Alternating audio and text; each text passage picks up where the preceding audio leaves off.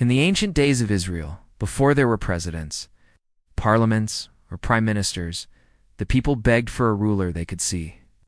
They wanted a king like the nations around them, a crown, a throne, someone powerful.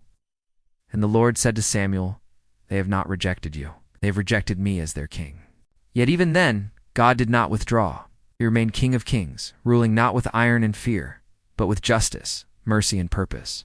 Guided his people through prophets and leaders, reminding them, a true king defends the weak, lifts the humble, and brings order where chaos reigns. Today, the world feels like a kingdom in turmoil.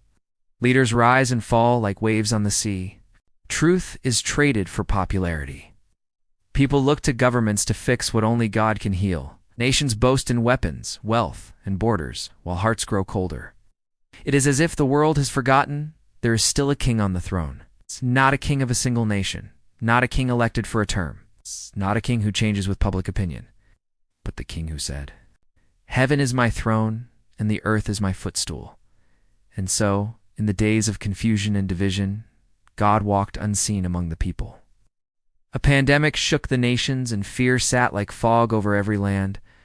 Wars erupted, and hatred thundered like chariots.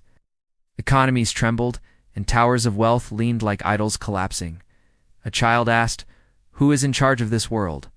And the answer came like a quiet crown descending from heaven. The Lord reigns, though the nations tremble. The king has not abandoned his throne.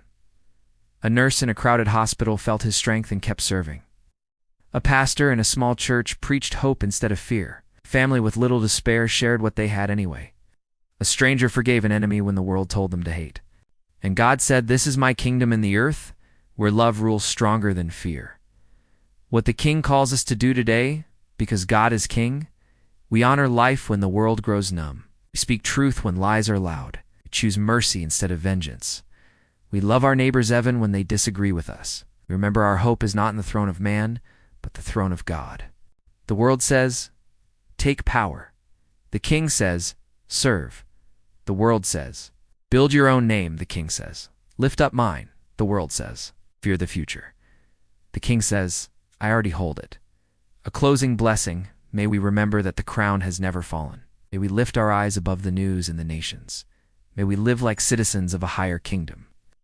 For our King is not threatened. Our King is not replaced. Our King is still on the throne. Amen?